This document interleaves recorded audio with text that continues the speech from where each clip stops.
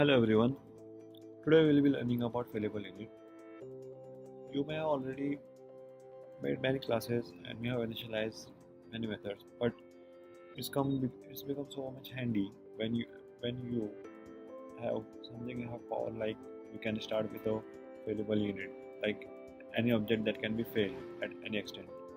So let's begin with a playground here. It will be a blank playground. And I'll be saving with my desktop for save. That will be my name Failable Init. So as you can see here, I have imported UI kit here. So Failable Init consists of like whenever we throw any errors, what it exactly does is it throw errors that are specified. So before beginning with a class or the struct that we will initialize in that can be fail, I will be making an I will be making an enum of, let's say, error. So for example, let's say I am making a class of post.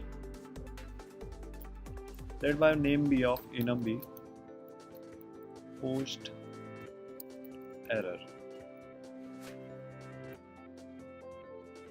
no parenthesis.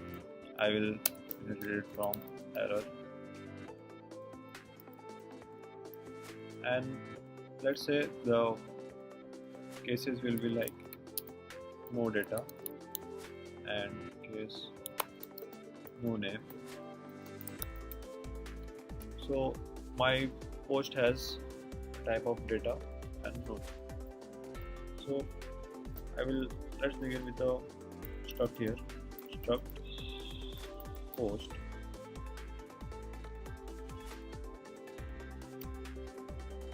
okay. Struct post, yes, of course, no parentheses. So struct post, this is my post that will be have some variables, let's say data of type data and name of type string, of course, and let's say init,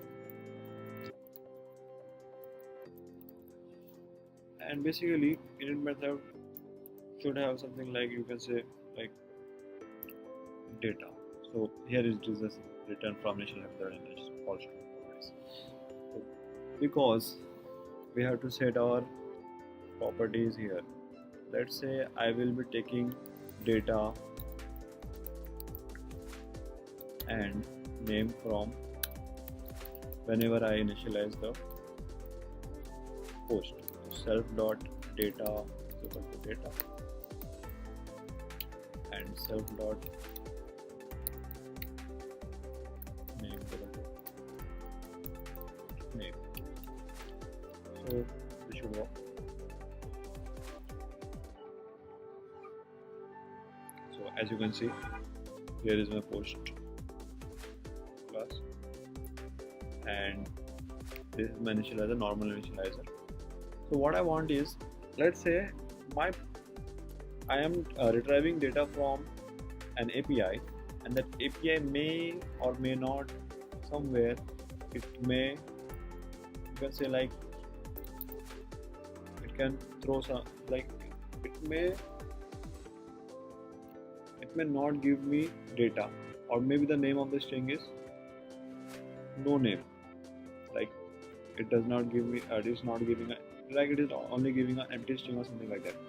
So I want to throw error when there is no data. So I can do something like this: data dot is empty. If it is empty, then I will throw some error.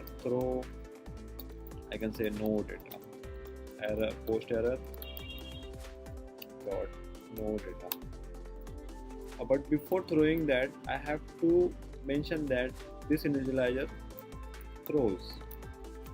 So that way our code knows that this initializer can throw errors. Another thing I can do is let's say the data is now empty. Let's make a object of post. Let my post is equal to post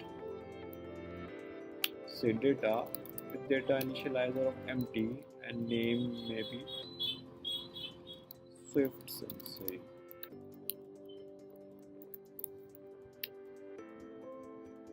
But one thing there should be as exactly what we are doing is we are initializing something that may throw errors. So I have to let it into a do try catch block. So let's begin with it. Do I will say do this, try initializing it, and if something happens, handle it here. Let's say I will just print here whatever the error will be. By this I am making it all safe here. So let's run it. Yeah, see here there is no data because when I initialize with a empty initializer there is no data.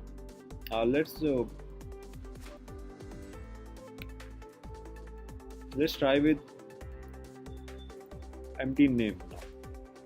What if I want my post to be dot, it should have always have a name, so I can always have name dot is empty, then I will say no name. I have to change the cases here.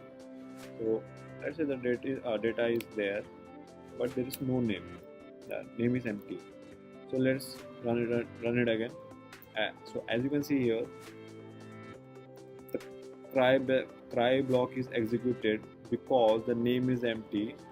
So when we try to initialize it here, it followed over here that if name is empty and throw that error post error dot name. So the name of this was so this error was thrown here. So by this it becomes handy when you have certain problems that can be solved by this. It's kind of more logical when you use it. Like if you have something problem, it is always good to have it is always good to have a knowledge of whatever there is in Swift, because when there are certain problems you will collide in life or maybe in development or anything, you always have the options to explore and you can always tackle it. If you know this, it will be more handy in future. So this is first part of the failable init part. I will be doing second part on it. Stay tuned. Like the video, subscribe it, and thank you.